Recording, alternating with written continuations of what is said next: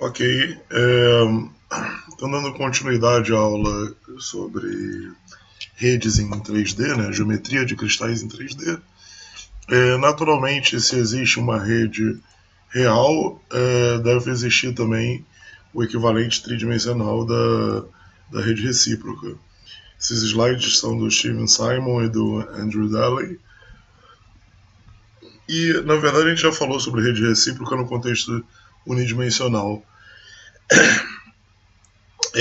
A ideia básica é que, por exemplo, no movimento de vibração harmônica de átomos, a solução para a equação de movimento é tal que, se você alterar esse K que a gente associou a uma espécie de vetor de onda, se você mudar ele por 2π sobre A ou algum múltiplo dele, a situação fica inalterada, né? Pelo simples fato de que qualquer 2π elevado a um número inteiro é igual a 1. Né? Com o exponencial dele. Né? Isso, na verdade, é absolutamente geral. O equivalente disso também deve acontecer em 3 dimensões. Só para chamar a atenção que, na verdade, isso forma um conjunto de pontos equiespaçados que obedecem a essa regra, e a esse conjunto nós chamamos de espaço recíproco ou rede recíproca, tá? Que é um conjunto de pontos no espaço K.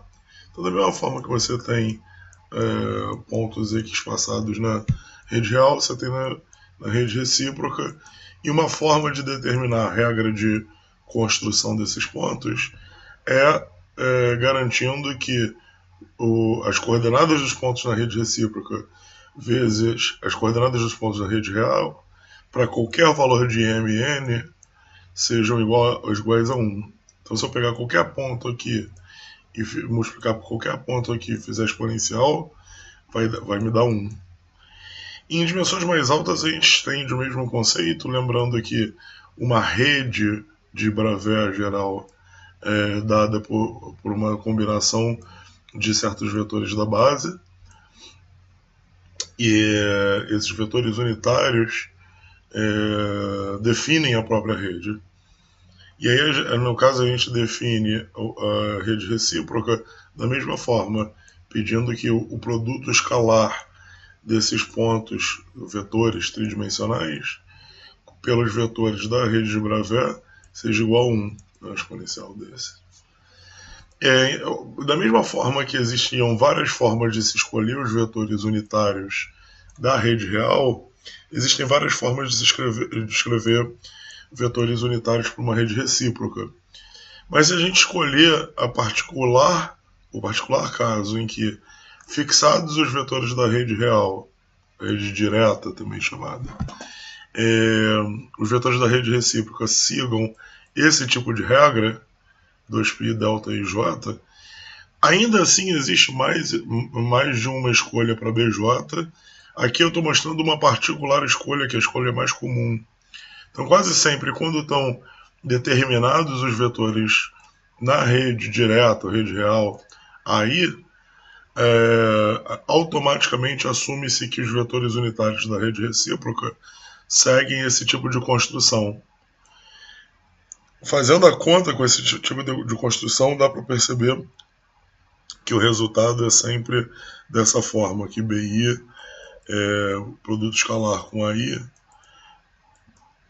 os dois são vetores, é igual a 2π delta I, J. Na verdade, a BI e a J, né? Dá para perceber que isso aqui é verdade. De modo que a gente pode agora, de posse dessa nova base, escrever a rede recíproca como números inteiros vezes esses vetores. Vamos lá, vamos confirmar que de fato isso daqui é a rede recíproca, que de fato ela obedece a essa regra daqui, para inteiros quaisquer. A ideia básica é simples, você tem essa regra de construção da rede direta, essa regra de construção da rede recíproca. Se você fizer o produto escalar dos dois, repara que pela condição de que A's e B's são ortogonais entre si, e a menos que seja A1 igual a 1 e B1, por exemplo, no qual o produto escalar vai dar 2π, você vai ficar com 2π vezes N1 vezes M1, M2 vezes N2. E é claro que o produto de dois números inteiros é um número inteiro. A soma de três números inteiros também é um número inteiro. Então, o resultado final, conseguimos construir uma particular escolha de base no qual a rede recíproca segue essa regra de construção.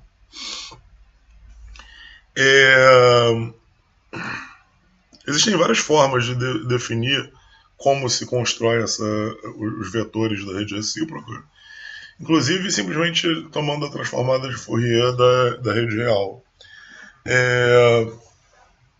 Algumas das formas são interessantes da gente aprender porque elas têm uma conexão importante com experimentos e tudo mais. Uma que tem uma forte conexão com experimentos é a interpretação geométrica desses vetores da rede recíproca. A gente vai ver que os vetores da rede recíproca são vetores que definem planos atômicos, tá? E isso é importante, porque vocês sabem que planos atômicos, por exemplo, são responsáveis por efeitos de difração de raio-x e outros efeitos. Então, na difração de raio-x a gente vai ter diretamente informação sobre os vetores da rede recíproca G. Vou mostrar isso matematicamente. Aqui estão só mostrados alguns exemplos de planos atômicos para a mesma rede cúbica. Aqui você tem planos apontando numa certa direção, outros em uma outra certa direção. E aqui também tem, por exemplo, para rede BCC, uma família de planos atômicos. Repara que essa daqui não é uma família de planos atômicos para a rede BCC. Por quê? Porque esse plano é equivalente a esse, mas não seria equivalente a um plano passando por aqui. Ou melhor, deixa eu corrigir o que eu acabei de falar. Esse conjunto particular de planos que está mostrado não contém todos os pontos aqui. Esse particular conjunto de planos não contém todos os pontos da rede. Então, essas famílias de planos atômicos têm que todos os pontos da rede estarem contemplados.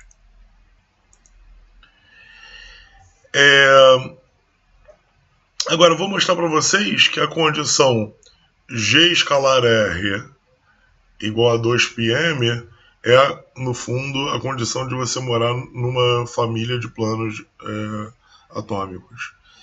Repara que aqui eu estou considerando Rzinho, uma posição qualquer em 3 dimensões. Se você for lembrar, por exemplo, se você tivesse A escalar R igual a 0, isso daqui faz a equação de um plano em álgebra linear, né? Onde R é qualquer posição em 3 dimensões e A é um vetor específico. Se esse produto escalar é 0, os pontos R que obedecem a essa regra são os pontos que pertencem ao plano que é ortogonal ao vetor A. O vetor A é normal ao plano. Aqui a gente tem uma versão um pouco mais generalizada, que G escalar R pode ser qualquer número inteiro vezes 2π. Repara que então o conjunto de vetores R que tem todos o mesmo produto escalar com um certo vetor G, são todos os vetores que nem esses daqui mostrados, que as suas projeções ao longo do vetor G são iguais e valem 2πm. Então, esses vetores varrem um plano. E para cada valor de m. Então, para cada valor de m, você vai ter um plano diferente cortando aqui. Tá claro? De modo que, por exemplo, 2 planos paralelos distam um do outro exatamente 2π. Né? É a menor distância entre 2 planos. Ou 2 planos quaisquer distam 2π m menos n, onde m e n são os inteiros associados a cada plano. Então a distância entre dois planos está contida no módulo desse vetor aqui da rede recíproca. E essa distância a gente sabe que é a que rege, por exemplo, o fenômeno de difração. Então aqui está contido a informação do tamanho da rede recíproca. Então começa a ficar bem óbvio que tem uma relevância física grande os vetores da rede recíproca. Aqui está mostrado visualmente essa relação de que a distância entre dois pontos, entre dois planos, no espaço real, né? Distância mesmo entre planos de átomos, é 2π sobre g, onde g aponta aqui na direção perpendicular a esses planos. Aqui está um exemplo, por exemplo, aqui tem para um cristal cúbico o menor g que tem, que contém esses planos, que pode ser definido, que é pegando uma superfície aqui, outra superfície aqui, e essa distância aqui é a distância 2π sobre A, onde A é... Desculpa, eu falei bobagem. A é a distância entre esses átomos aqui é A. O que me diz que o menor valor de G não nulo é módulo igual a 2π sobre A. Ok? Por exemplo, se eu pegar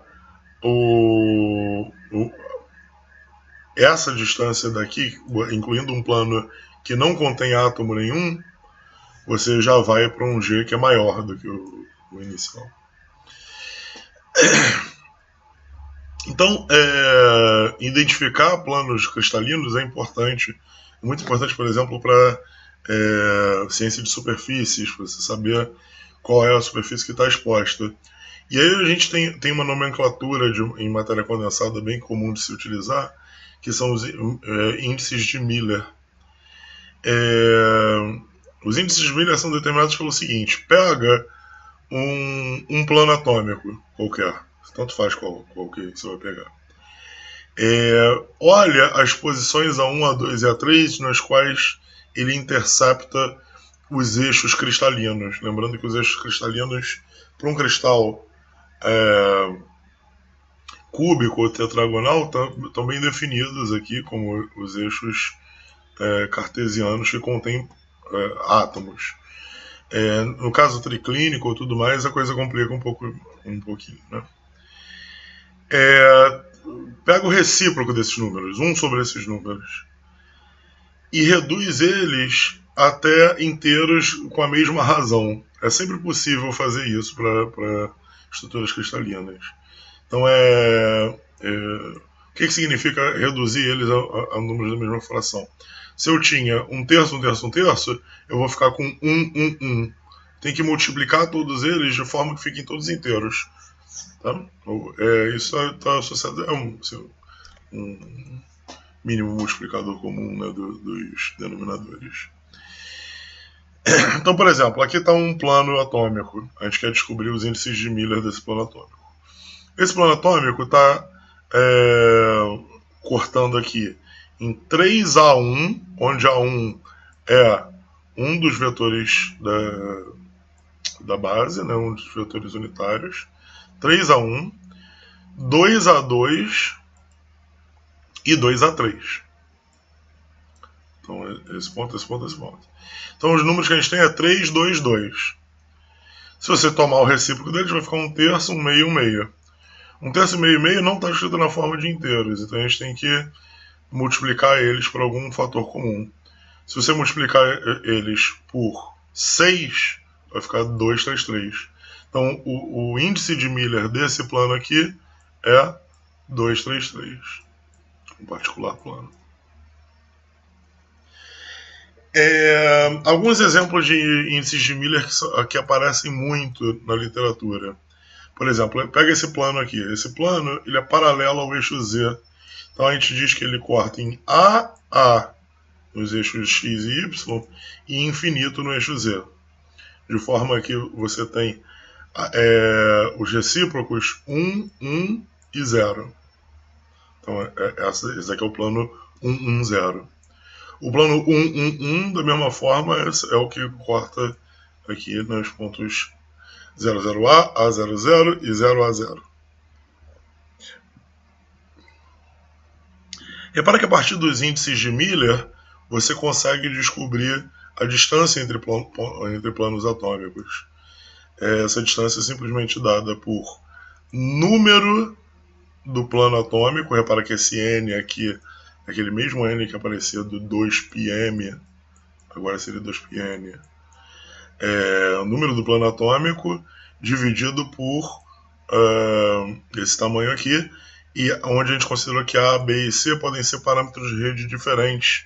Por exemplo, se você tiver uma célula tetragonal, né, em que a sua célula básica é um paralelepípedo. Então, um exemplo aqui,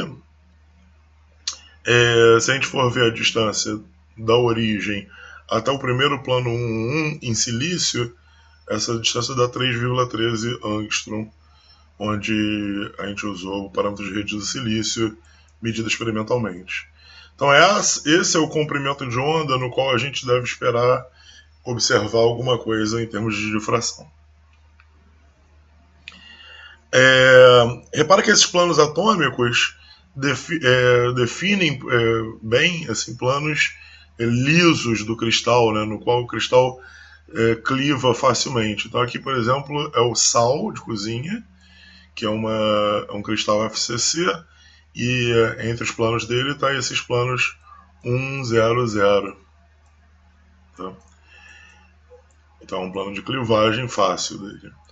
Aqui está um cristal de quartzo, que é trigonal, e aqui você consegue identificar vários planos de clivagem interessantes, né?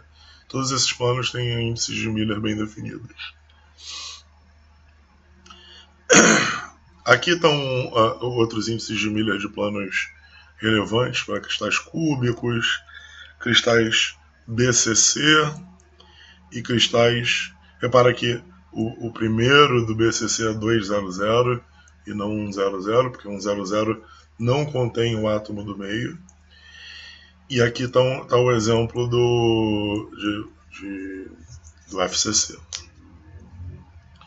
Então tá bom, então vamos interromper agora o vídeo e depois a gente continua com um exercício sobre índices de Miller e mais algumas informações sobre a rede recíproca.